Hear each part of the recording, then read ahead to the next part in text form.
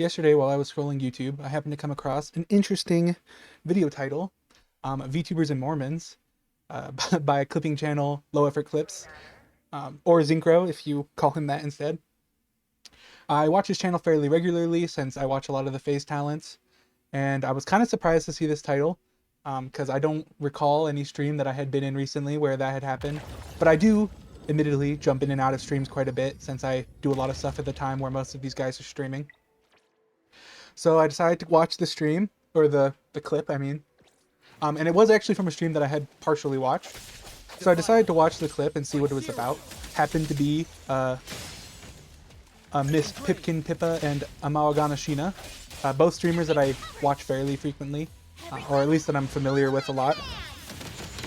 And so I wanted to see what conversation they were having. I will, this is going to go into a little bit of a scripted area because I did do quite a bit of research and I did some information searching for this. But I just want to give some context up front. I am a Mormon, or, you know, if you'd be willing to humor me here, prefer member of the Church of Jesus Christ of Latter-day Saints. I know, it's long, and you're going to be used to calling us Mormons, but, you know, that has been the name of the church since its founding. And we just, you know, we'd ask respectfully. Obviously, you don't have to use the church's name every time. We usually just go by Latter-day Saints, or just Saints, if you're more familiar with us. And just for, like I said, additional context, born and raised in Utah, been a member my entire life. Intel confirmed. Family is members. Though since I've been on the internet since the age of 7, I am a little weird in comparison to the rest of the guys. I'm probably more internet brained than most other members of the church that you'll meet. So when I saw the title of this clip, and then I found out it was Pippa and Shiina, I wasn't as surprised. I just wanted to point out, I watch Pippa quite a bit, and this isn't the first time that she's brought up Mormon. I'm going to say here too, I probably will use Mormon for a lot of this because I'm going to be quoting a lot more of them, and for familiarity's sake, I'll use the term. But just for further context, that's why I'm going to continue to use Mormon here. She's brought up quote-unquote Mormons multiple times, usually in a joking context, usually questioning one of the other talents or another VTuber about being Mormon because they do something that they consider strange, or they lived in an area that, you know, maybe had some other stuff. Most recent one that I can think of, I think was end of last year, might have been in the middle of last year. They did an off collab, a bunch of the Phase talents, and it came up during the off collab. I always feel a little awkward when I'm watching one of these streams and it comes up because most people don't really know anything, and then the chat will just be filled with people spreading stuff that they had heard from someone else that, you know, had heard from somewhere else or whatever.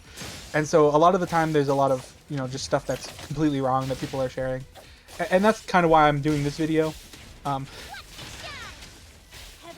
I watched the just under 5-minute clip, and it sort of proved my whole point. So in that 5-minute clip, almost everything that Pippa said was wrong, factually, historically, whatever, doesn't really matter. I just wanted to provide some context and actually explain what parts she got right, what parts she got wrong. But, you know, we're keeping this lighthearted. I don't think Pippa hates, you know, I don't think she hates the Mormons. I don't think she's got it out for us. I don't think she was trying to lie and spread misinformation. This is just, you know, people learn stuff and they repeat it, and that's just how it is. But to start, I actually wanted to talk about what the clip starts with, which is Shiina talking about how you can't escape Mormons by pretending you don't speak English, specifically Chinese, which is apparently a trick she has tried to play, where she then found out that they speak Chinese. Specifically, she was referring to Mandarin Chinese here. Doesn't really matter. So I just wanted to share some quick facts. Actually, the Church of Jesus Christ of Latter-day Saints has missionaries that speak over 60 different languages, and the Book of Mormon, our additional scriptural text, not our only one.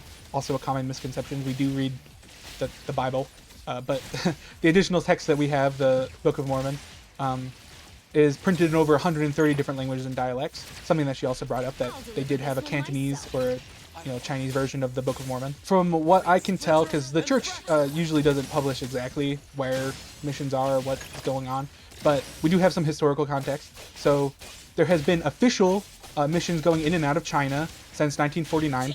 I believe that was actually Hong Kong, but it was China, you know, China. And there is some earlier missionaries that were sent, but it wasn't an organized mission at the time.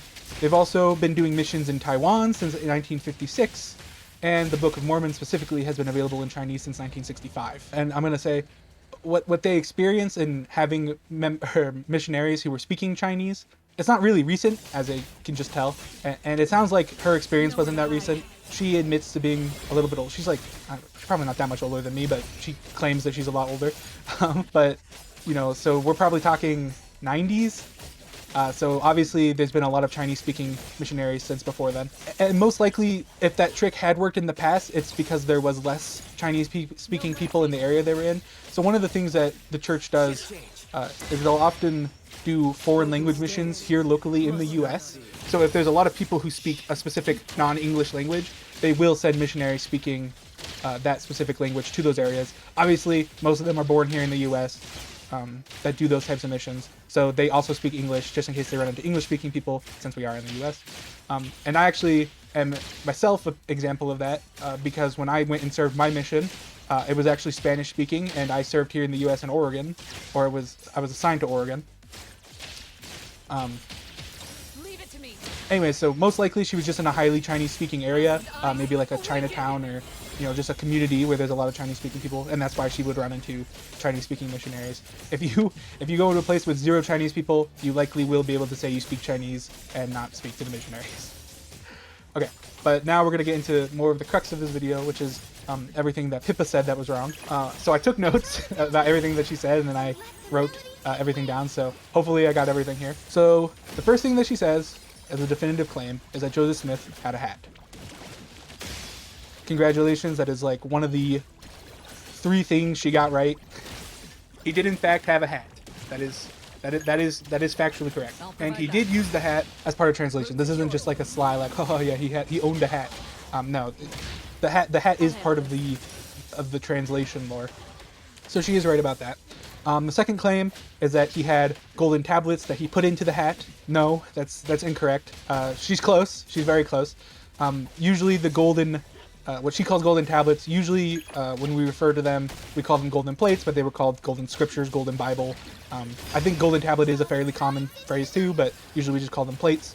Usually the hat was placed on top of the plates, not inside the plates, and that was mostly because the plates were fairly big. They were 6 by 8 inches, which you would have to have a pretty big head to have a hat that you could fit those inside of. Plus they were bound in a large book together, so yeah, that wouldn't have been very easy to fit into a hat.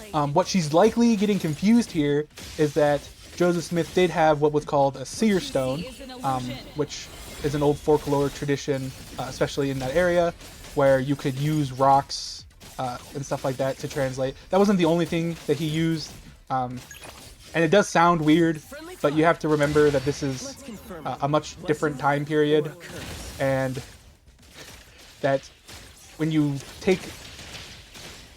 Okay, well, I don't want this to become a theological thing, okay? But God works through things that you understand, and so if you think the rocks are going to work, he'll make the rocks work, you know what I mean? It's not...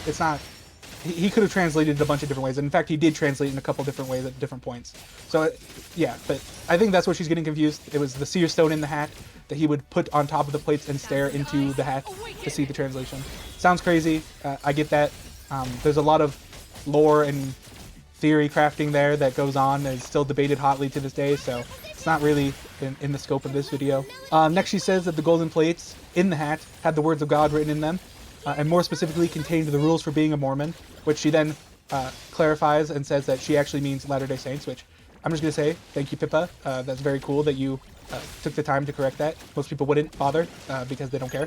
And I don't know if you did it as more of a joke or whatever, but I still appreciate it. For the correction on this one, kind of. Again, like I said, obviously the plates weren't in the hat. What we consider the gold plates to be was the original text version of the Book of Mormon. So they were, what he said and what we continue to say is that they were actually a version of Hebrew and simplified Egyptian writing on what looked like gold. I don't know if they were actually gold, no one does, but they appeared gold in color. Plates, they were just written records by this group of people that were then put together by a guy named Mormon, which is why it's called the Book of Mormon, similar to Bible books where we consider that, or it's either who wrote them or who compiled it. So that's mostly where that comes from. And what the actual records say is some of the words of God, because we believe that there were prophets that had their words written down in the book, and obviously that would be God speaking. And then we also believe that it's just a historical record. So yes, words of God. Also no, it's both a historical record and also words of God.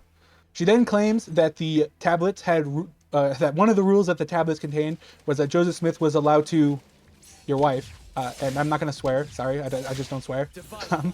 You can go watch the original clip. I'll have it linked in the description, and also I'll try pinning a card if you want to know what she was talking about. And this is just completely fake.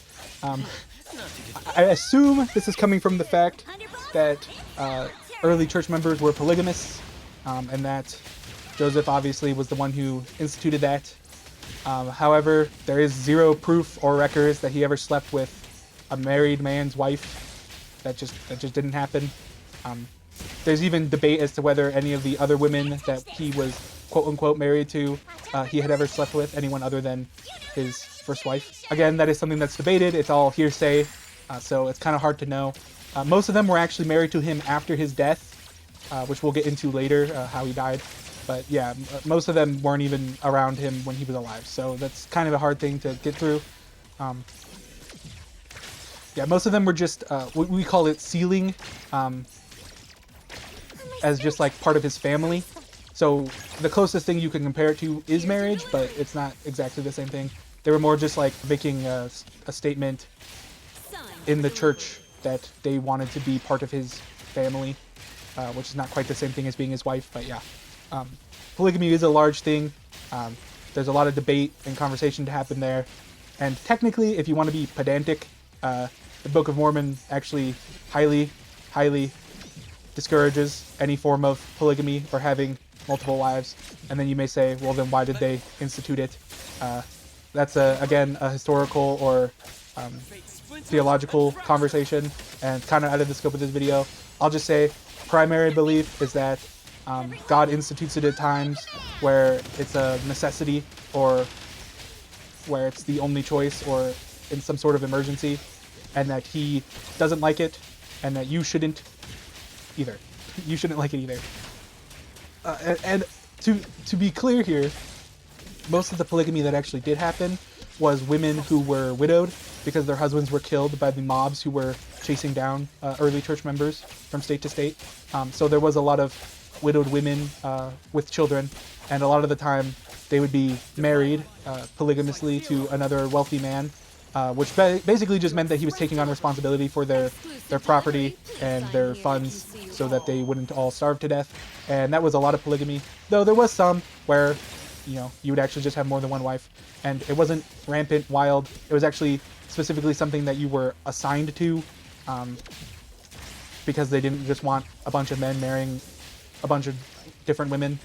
So it was, we called it a calling. So someone high up in church authority had to specifically say, you go marry another woman. And like I said, some polygamy was for historical accuracy here. Some polygamy was for just to take care of women who no longer had any family who could do it for them. And some of it was to replenish lost numbers, since so many people were being killed, women, children, and men, as they were being hunted down by these mobs. Again, we're getting into the weeds here, so start moving on. She then claims that because of this rule, a bunch of men demanded to see the plates, and that he refused and then insisted that those were in fact the rules. There's some truth to this one, kind of.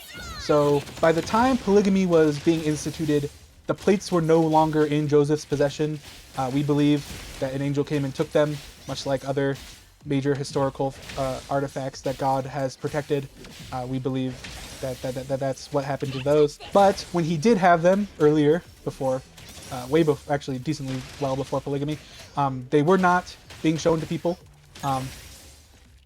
The statement that no one else got to see them is false. There is 11 people officially on record who got to see them, and then there's other people who have reported seeing them incidentally or on accident.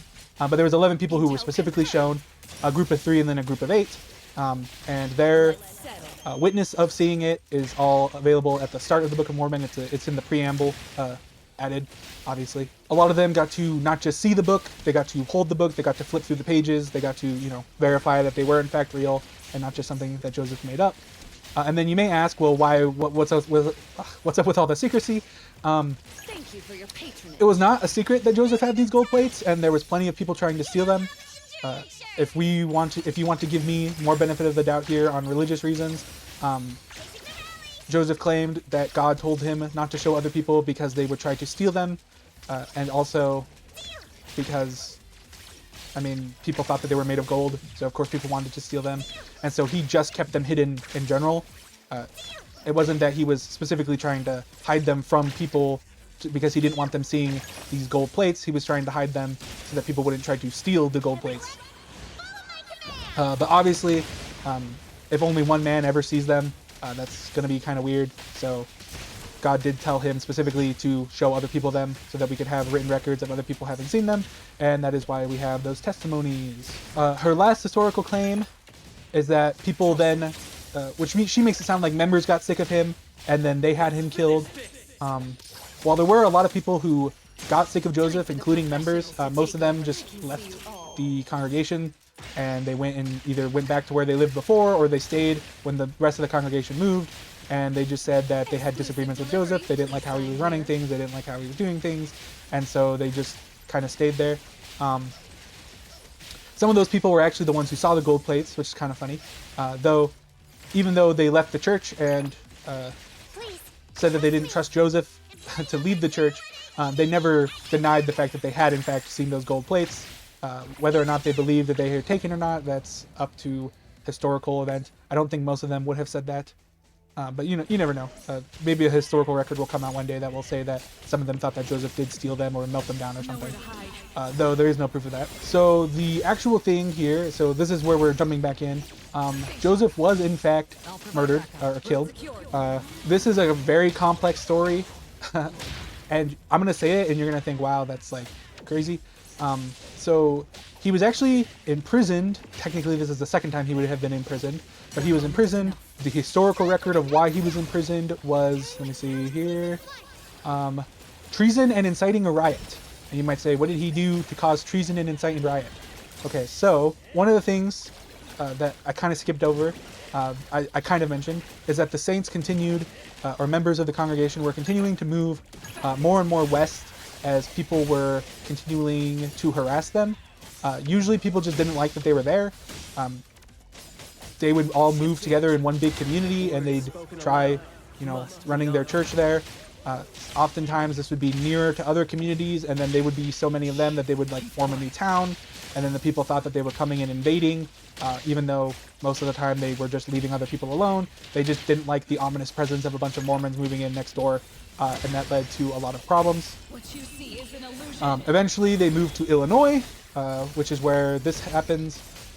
Joseph is actually the mayor of a founded town that includes both members and non-members, and someone in the town makes a printing press, which is kind of unfair. They make a newspaper where it's kind of just like, as far as I remember, historical records show that it was just like a single dude just printing libel and slander, but freedom of the press and all.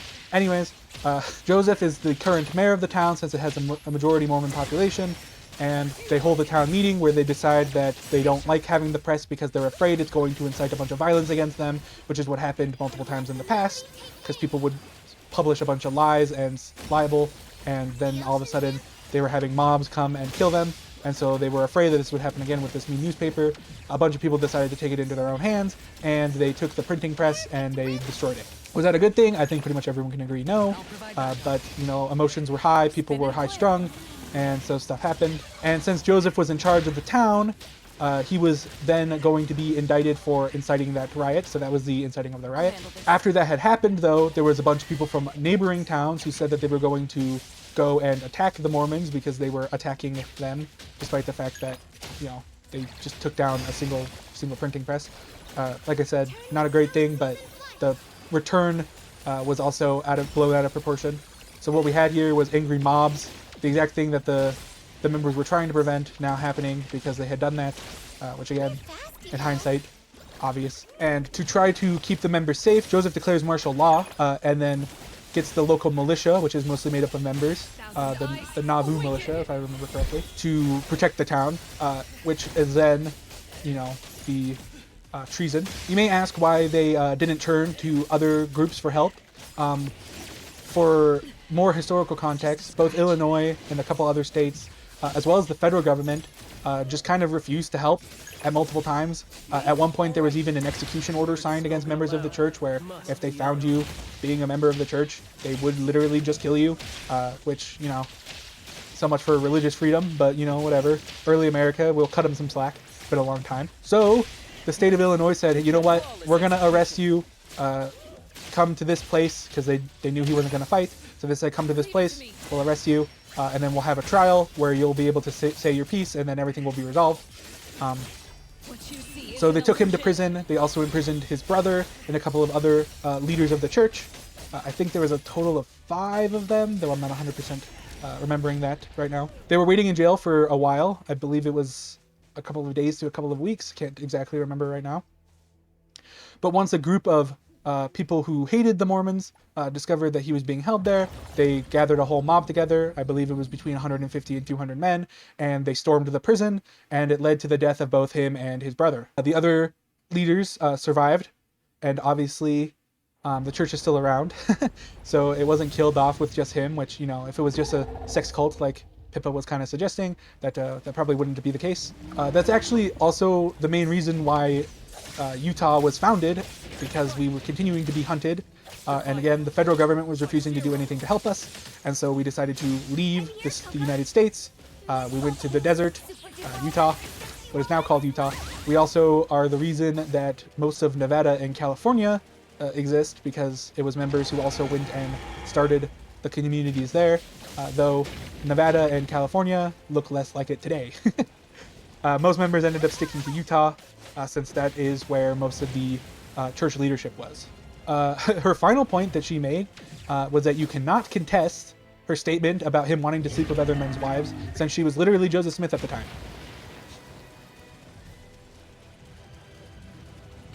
I assume I don't need to refute that one for you. Okay? No? Awesome. All of this to come to a closing statement here that Pippa should in fact not do a stream about Utah and the Mormons. She clearly got scammed with whoever taught her all of her information, and she should seek her money back immediately. No loose ends. And just to cover the entirety of this 5-minute clip, I want to cover the final little bit that they talk about, where Shiina talks about that the 2 Mormons she knew in high school turned out to be gay. Actually, surprisingly, not that uncommon. There's plenty of, I think it's just a percentage of the population, so obviously there'll be a percentage of any group that ends up being gay. So it's really not that strange. But what I really want to talk about is Pippa makes a comment about whether or not they now have fake wives. And this is obviously a reference to the fact that there are plenty of members of the church who do have homosexual attraction, who decide to marry women anyways. I just want to say that calling them fake wives seems a little mean-spirited. I get the sentiment that she's saying in that they don't, they're not sexually attracted to their wives. But it seems, like I said, kind of mean-spirited to just say that, that they still don't love their wives. This is more of like a theological or philosophical conversation about what love actually is and whether you can love someone without being physically attracted to them. Our modern understanding of love has been diluted to the point where we basically do just associate it with lust. But true love is actually, could be in many forms. Like you can form true bonds with people, despite the fact that you may or may not be sexually attracted to them. And I think that those dudes choosing to have families and to follow their faith rather than just their bodily desires is actually extremely admirable. And I wish them the best of luck in maintaining that, because I can understand that it's very difficult. But I think building those true deep connections is actually what everyone should be seeking in a relationship. And that just because you, Pippa, cannot get over your gay feelings does not mean that other people cannot. Joking aside, I don't, like I said at the beginning, I don't think either of them were trying to cause anything or, be mean or do anything like that. I think they were just being funny. That's their jobs after all. I just wanted to make this as like a little, little poke back. And also, I thought it would be a good opportunity to just, share some stuff that I know. While also, making some jokes, having some fun along the way. I guess I'd be happy to answer more questions. Like I said, I tried to avoid a lot of theological and historical stuff here, just context that really mattered. And that may like everything sound kind of crazy. Like I said, you know, the seer stones and the polygamy and all that. But that is like the base that people know, some basic stuff about us. And I just wanted to throw out, you know, some actual historical context there. This stuff sounds kind of crazy, but you know, if you take a lot of the stuff in the Bible as literal historical fact, there's lots of crazy stuff that happens there too. I don't think it's crazy to say that we all believe stuff that's a little crazy sometimes, and I think that's all right. And I don't think it's actually out of the realm of possibilities. If you really have any theological questions, you'd probably be better seeking out the missionaries that started this whole thing anyways. They're the guys in the white shirts with the black tags. There'll probably be some in a town near you. In fact, you probably find some online too. I think there's like portals now for that stuff. And despite what it might like seem like, because you probably don't know that you know a bunch of Mormons, we are out there. We do watch stuff. We are on the internet. And so you can't just say whatever you want about us without us knowing about it. But also, most of us aren't really sticks in the mud, so we'll probably laugh about it with you. But, you know, sometimes it's nice to have people know some actual facts rather than just saying whatever they learned from someone else. So that's going to be it for this. Like I said, hopefully this is not like too crazy over the top. And I don't want this to come off as me being mean-spirited to them either. I just wanted to, you know, make a little statement here. So that's going to be it for me. But thanks for checking this out.